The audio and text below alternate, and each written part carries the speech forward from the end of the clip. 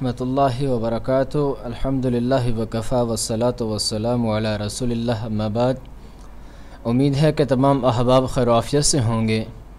جیسا کہ ہم المکتبۃ الشاملہ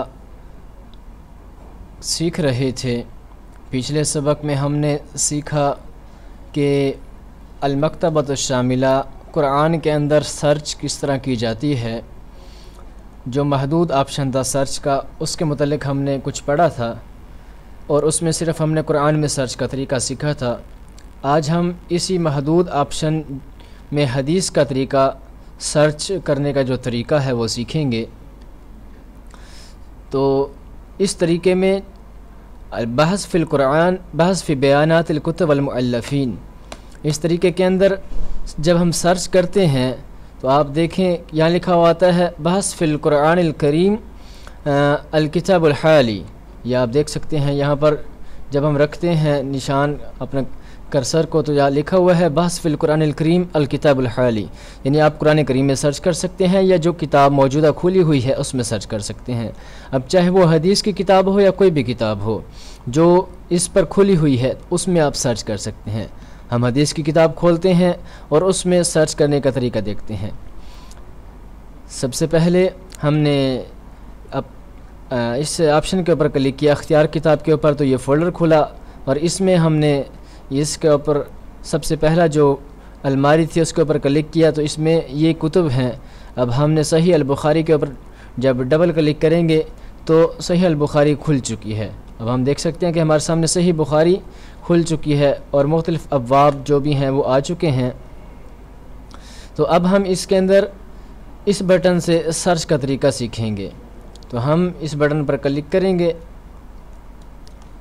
آپ کے سامنے یہ ڈبہ کھل چکا ہے جو کہ سرچ کا ڈبہ ہے، بحث کا ڈبہ ہے۔ تو اس میں اب ہم سرچ کریں گے۔ ہم نے چونکہ صحیح بخاری کھولی ہے اور لکھا ہوا ہے، یہاں پر لکھا ہوا ہے بحث فی الکتاب الحالی، کہ جو موجودہ کتاب ہے صرف اس میں یہ سرچ کرے گا اس وقت۔ تو اب ہم کیا کریں گے، یہ مختلف اس نے خانے دیے ہیں، 5 خانے ہیں، تو ہم ان کے اندر مختلف الفاظ لکھ سکتے ہیں۔ اور یہ جیسا کہ آپ پہلے سن بھی چکے کہ واو کے اندر وہ اس خانے کے اندر وہ الفاظ لکھنے ہیں جو ایک ہی حدیث کے اندر ہوں اور ترتیب کے ساتھ لکھیں گے۔ اگر ترتیب سے نہیں لکھنے، بغیر ترتیب کے لکھنے ہیں، تو پھر یہ آپشن جب اس کو اسی طرح رہنے دینا ہے۔ اگر ترتیب کے ساتھ لکھنے ہیں تو پھر یہاں پر کلک کر کے اس کو ٹک کر دینا ہے۔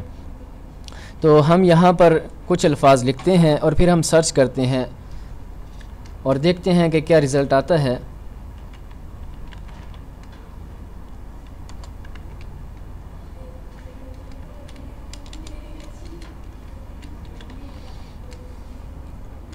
یہاں پر ہم نے یہ 2 الفاظ لکھے، سجدوا اخرى۔ اب ہم سرچ کریں گے۔ سرچ کے بٹن کے اوپر جب ہم نے کلک کیا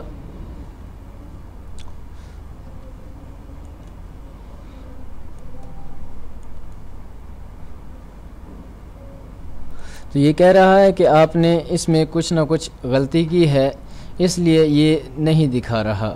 اب ہم اس نشان کو ہٹا دیتے ہیں، اس کے بعد سرچ کر کے دیکھتے ہیں۔ تو اب اس نے دے دیا۔ اب آپ دیکھ سکتے ہیں کہ ہم نے اس کے اندر جو غلطی کی تھی وہ یہ تھی کہ ہم نے ایک تو یہ نشان دور نہیں کیا تھا، اور یہ اس نشان کا مطلب یہ ہے کہ آپ نے جو لفظ لکھا ہے جب یہاں پر آپ ٹک کریں گے اور جو الفاظ آپ ڈھونڈے ہیں وہ بھی عین ہی اسی طرح ہیں، ان میں کوئی اضافہ یا کمی نہیں ہے۔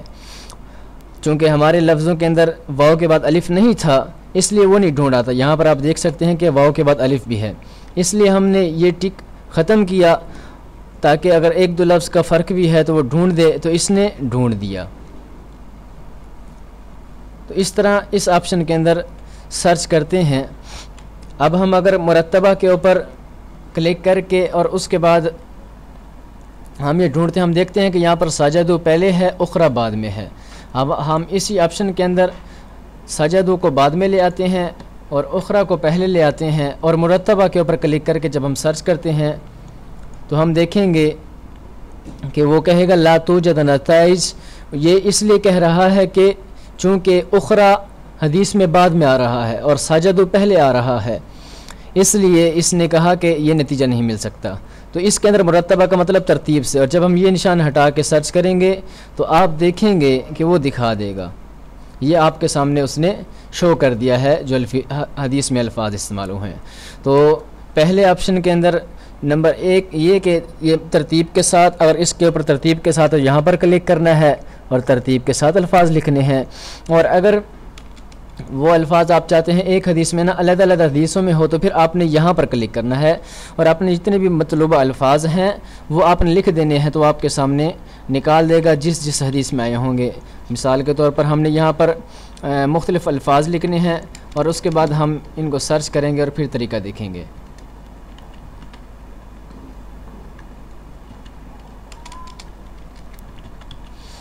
یہ ہم نے مختلف الفاظ لکھے اور اس کے بعد ہم نے سرچ بٹن پر جب کلک کیا تو اس نے یہ دکھا دی۔ اب جس پیج پر جو الفاظ آتے جا رہے ہیں وہ دکھاتا جائے گا۔ ہم نے چونکہ 3 الفاظ لکھے تھے، میت، سجد و ماتا، تو جس پیج پر جو الفاظ آ رہے ہیں وہ دکھاتا جائے گا۔ اب ماتا دکھا رہا ہے، چونکہ ماتا کا لفظ کثرت سے احادیث میں استعمال ہوا ہے۔ اب میت آ گیا،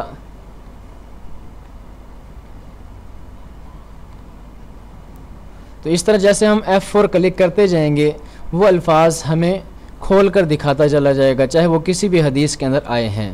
تو ان 2 سرچ آپشنوں کے ذریعے یہ ہم طریقہ سیکھ چکے ہیں کہ پہلے آپشن میں ترتیب کے ساتھ اور دوسرے آپشن میں کسی بھی حدیث میں آپ سرچ کر سکتے ہیں، اور باقی یہ آپشن بھی آپ پہلے سیکھ چکے۔ امید ہے کہ آپ کو حدیث کے اندر سرچ کرنے کا طریقہ بھی آ چکا ہوگا۔